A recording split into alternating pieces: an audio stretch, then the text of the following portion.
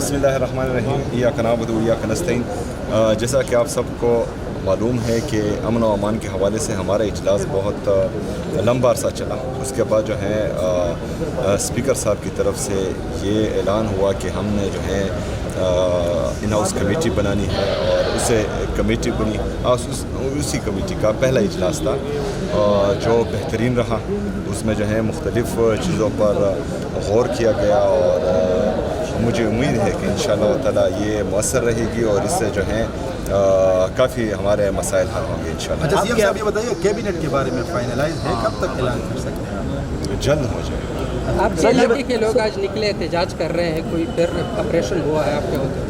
देखें, ऑपरेशन तो नहीं हुआ, लेकिन जिस बात की मैं बार बार ज़िक्र कर रहा हूँ, ये कोलेटरल डैमेज, ये हमारे जो है सिक्योरिटी फोर्सेस कोलेटरल डैमेज का नाम दे देते हैं। लेकिन जो आप इंटरनेशनल स्टैंडर्ड देखें तो कोलेटरल डैमेज जो है उसमें इंटेंशन और प्रोपोर्शन देखा जाता है। इंटेंशन हमें मालूम है कि इनका क्या है। दूसरा प्रोपोर्शन जो है वो 2% रहता है। मतलब अगर 100 दहशतगर्द मरे उसमें 2 सिविलियंस मरे तो वो भी गलत बात है, लेकिन फिर भी जो है वो इंटरनेशनल स्टैंडर्ड का है। यहाँ पर जो है हमारे 21 मासूम लोगों की शहादत हो जाती है और जब हम दहशतगर्द के देखते हैं तो एक दहशतगर्द भी नहीं होता।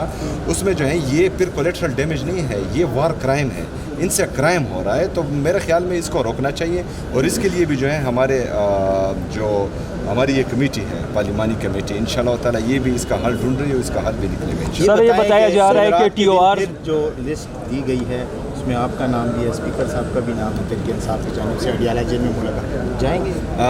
अभी जो है रात को मशवरा करेंगे क्योंकि कल सेनेट का इलेक्शन है, तो देखते हैं कि क्या होता है। सर बैरिस्टर सैफ काबीना कैसा होंगे जो पता लग जाएगा जल्द।